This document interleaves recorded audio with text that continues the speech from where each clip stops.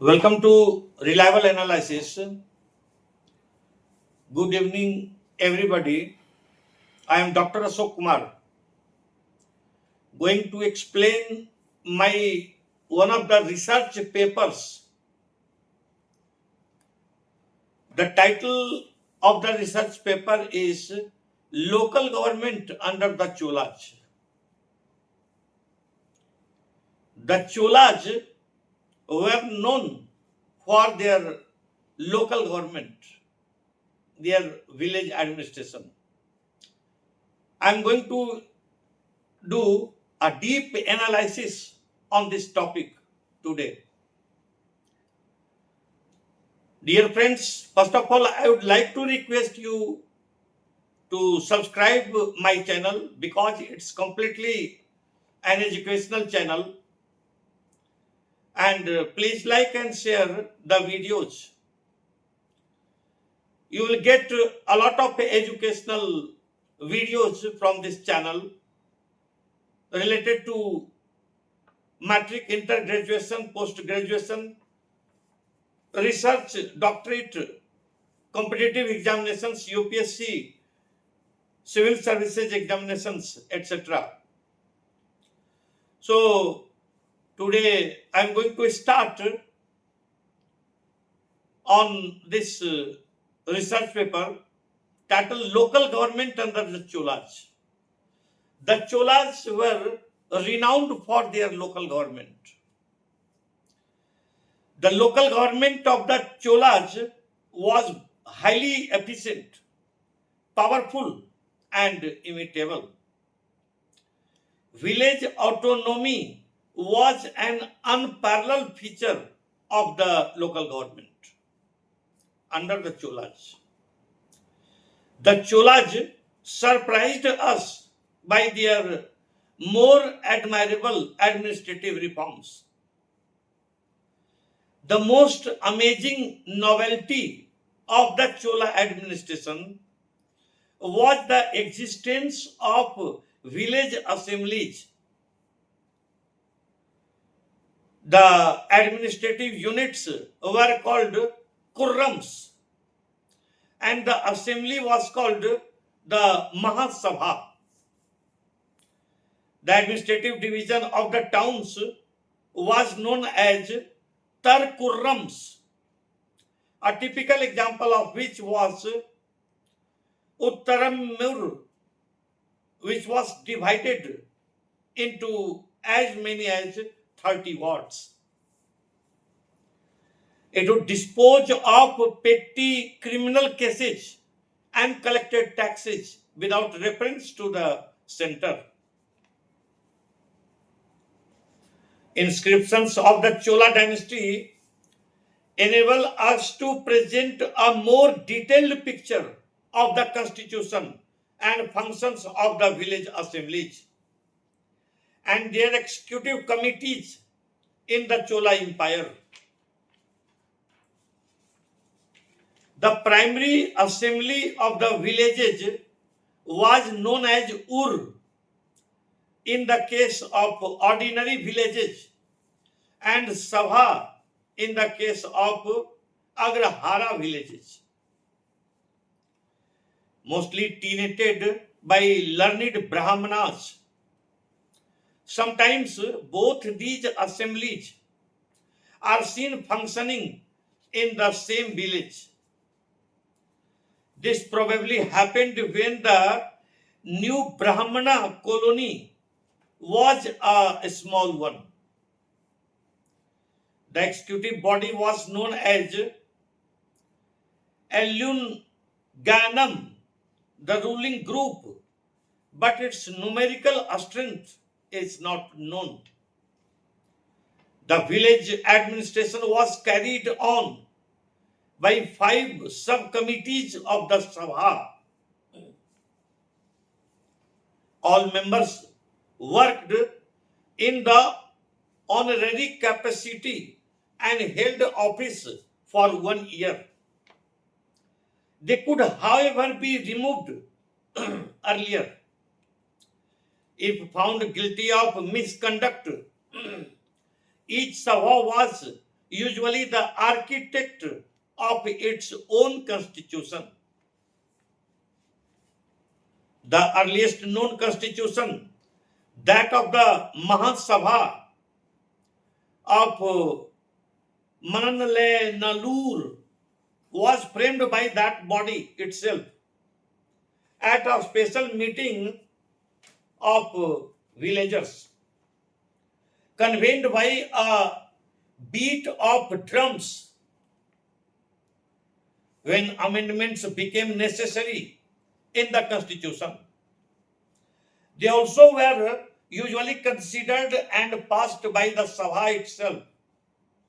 Sometimes we find the Sabhas amending their rules in less than 2 months' time. The government of Uttara Merur was carried on by 5 subcommittees of the Sabha. It was felt that all the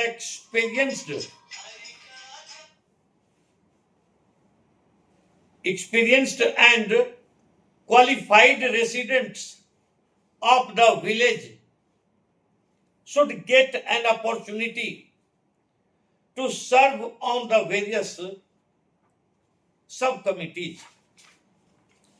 The members were to be neither too young nor too old.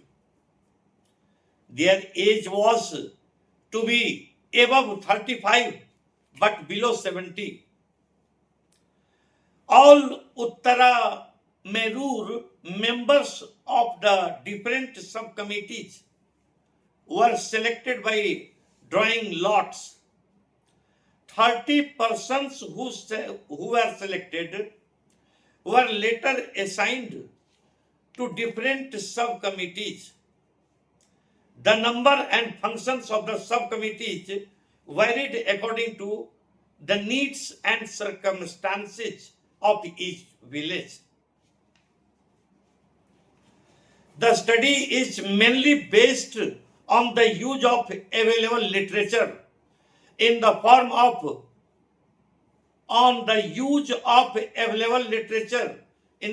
books, journals,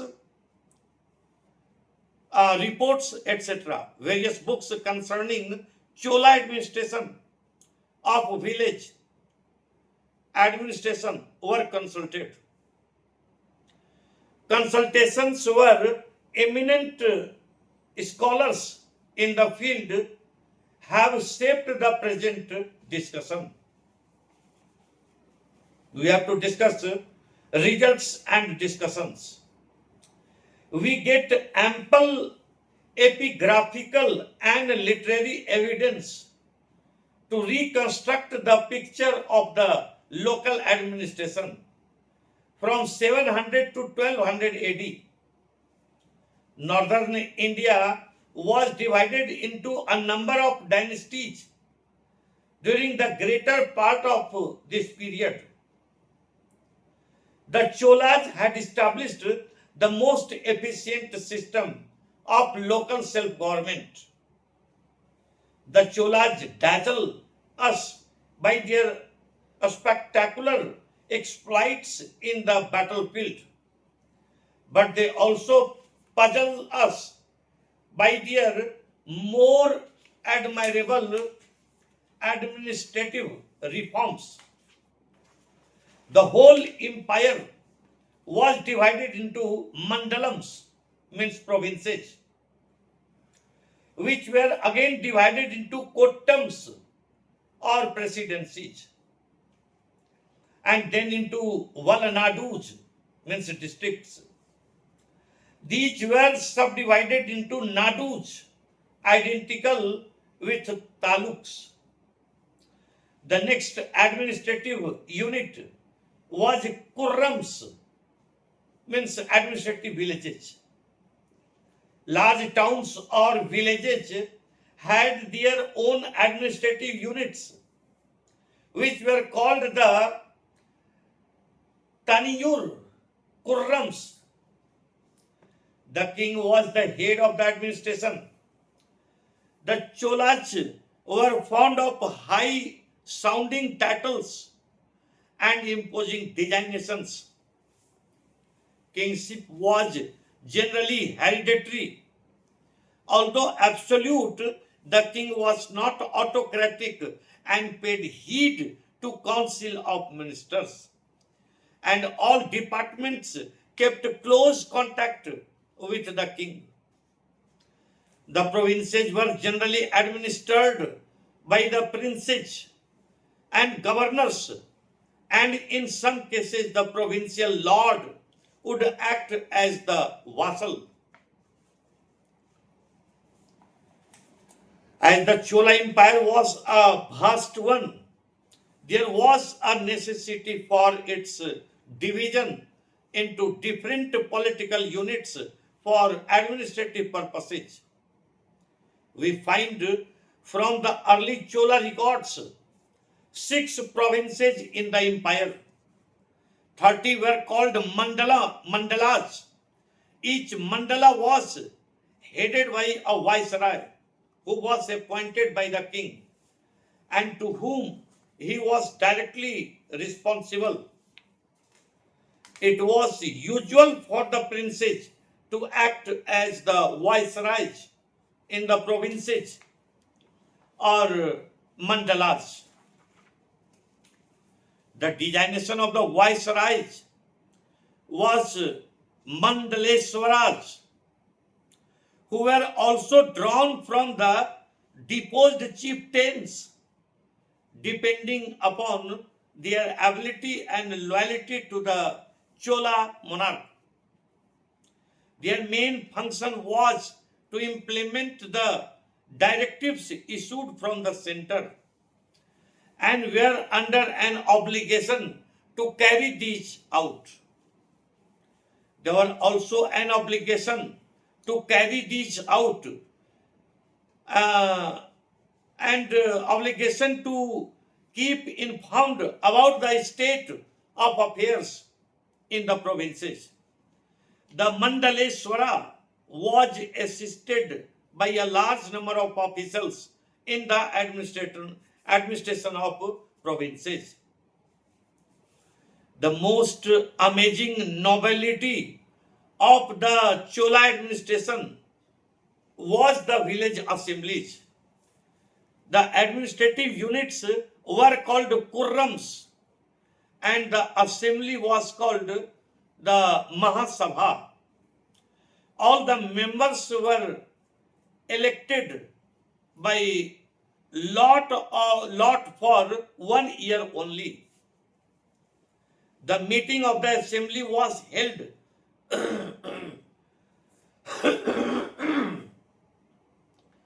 in a temple or public hall.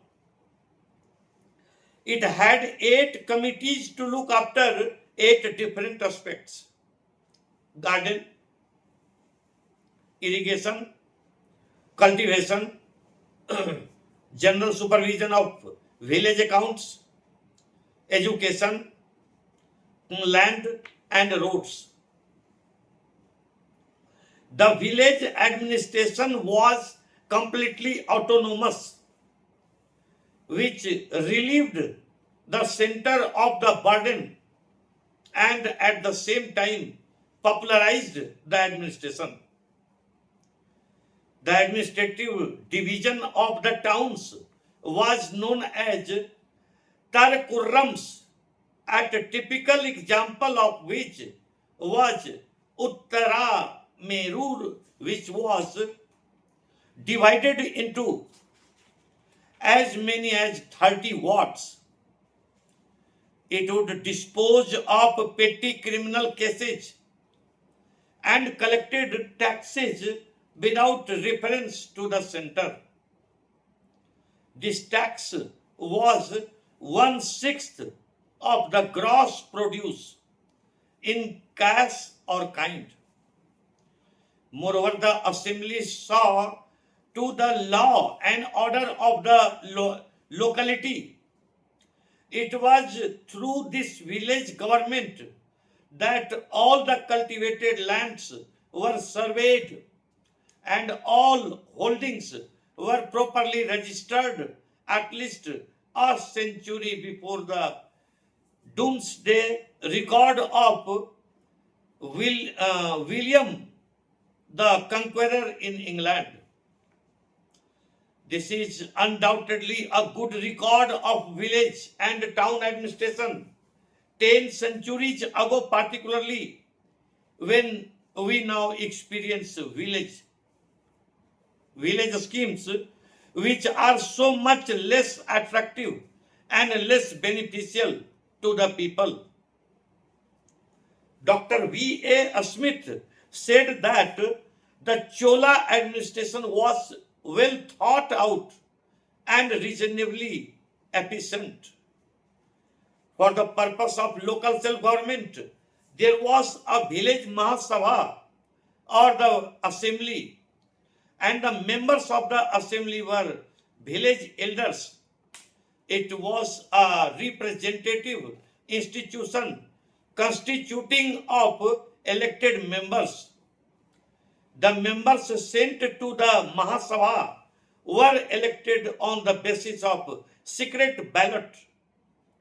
The orders from the king were given effect to only after the approval by the assembly. The entire land in the Kurram was completely under the jurisdiction of the Mahasabha. The Mahasabha was divided into many committees, and the members of these committees were called annual supervision committees. Garden supervision committee, tank, fields, gold, wards, and Panchavara committees, each of which looked after the department assigned to it. Tax was collected by village unions and kept in the village union treasury. The funds so raised were spent for public works, maintenance of temples, schools, hospitals, and so on. The surplus was transferred to the village unions. The administration of justice was also conducted by the village unions, by the committee entrusted with it. Only cases that merited capital punishment were referred to the king's court. As a general practice, the village Mahasabha met in a temple or under huge trees or in a public place. The officials of the king exercised general supervision only as a measure of checks. There was a detailed regulation about the election of the members of Mahasabha.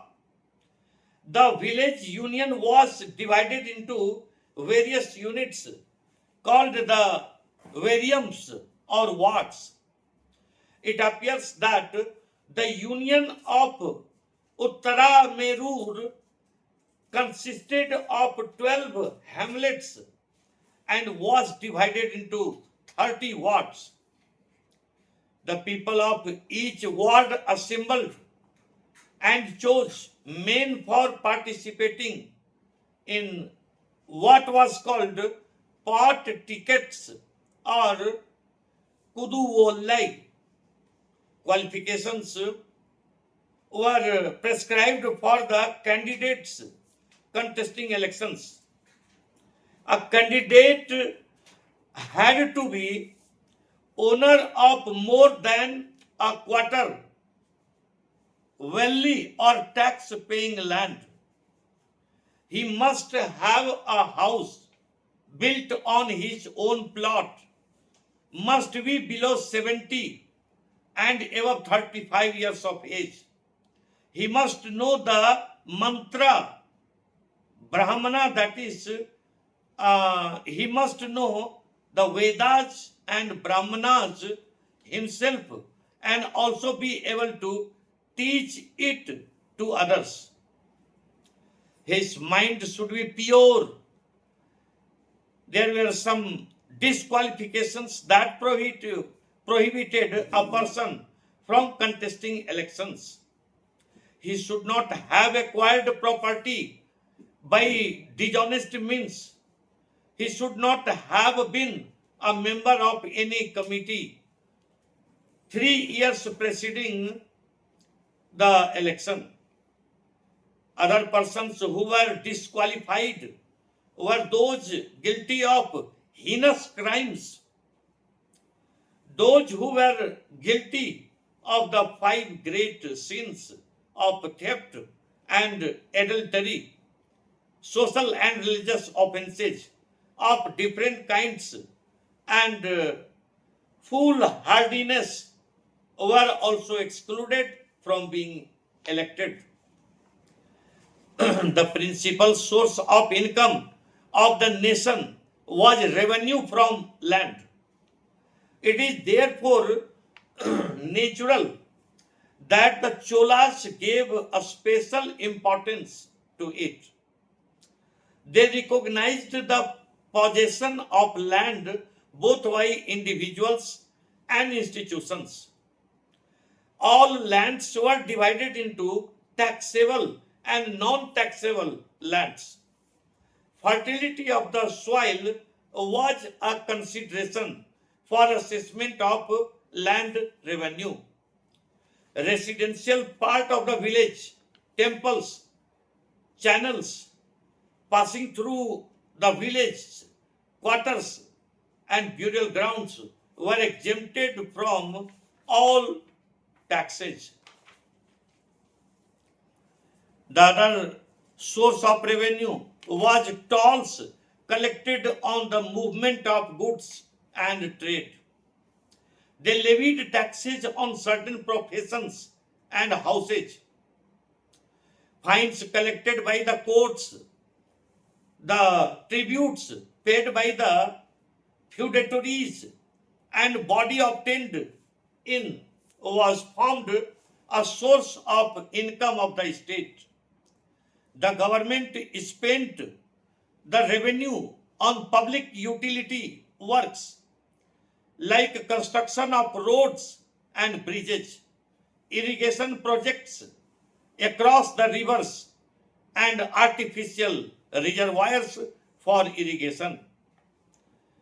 The greatly augmented the agricultural production. The Cholas gave proper attention to the institution of law and justice, for which several royal courts were set up. The village courts and the panchayats administered justice in the eyes of law, production of documents, and examination of eyewitnesses were considered good evidence. At the end, we can conclude the research article and can be said that from the above mentioned facts, it is obvious that the local government of the Cholas was very firm, efficient, and effective. The constitution and functions of the village assemblies and their executive committees in the Chola Empire were immutable. The function of various committees were praiseworthy. The composition and functions of village assemblies were unique. The committee was reconstituted annually in Tamil country. It is doubtful whether the village councils in Karnataka, Maharashtra, and northern India enjoyed such considerable powers concerning the collection and remission of land revenue as were possessed by the Chola councils. The ownership of the village wastelands was vested in the village councils. Numerous Chola epigraphs record the sale of land by the village councils Probably in many cases, these were pieces of wastelands brought under cultivations.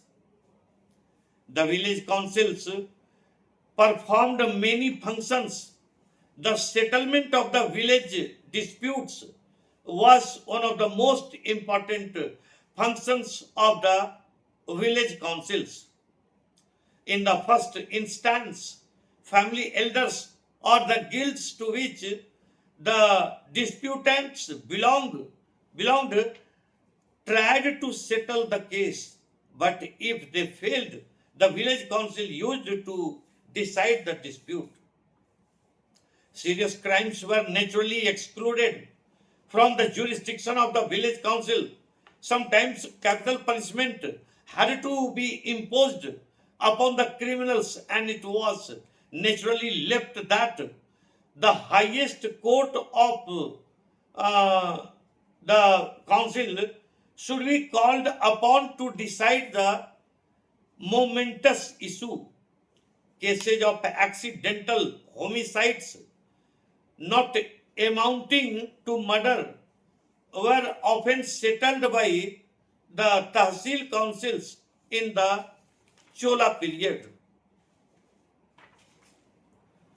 There was, however, no limit to the jurisdiction of the village council as far as civil cases were concerned. Disputes involving rights to properties worth several thousands could be settled by them. It appears from some inscriptions that village councils used to transact business as bankers as well. They used to receive perpetual deposits and guarantee the utilization of their interest according to the desires of the donors. In the case of calamities like famines, the village council used to raise a public loan by mortgaging the common lands in the Chola period. The village councils used to organize several works of public utility. Efforts were made to bring forests and wastelands under cultivation in order to increase the wealth of the village. Construction, maintenance, and repairing of irrigation tanks and canals engaged the serious attention of the village councils of the Chola period. So, this is the end of the deep analysis of Chola administration, and I have taken the help of many secondary sources in this regard, and one of those secondary sources, one is Mauryan Public Finance by Gopal, and others. So with this, I am going to finish this video. If you like the analysis of the video, please like and share and subscribe the channel. Thank you.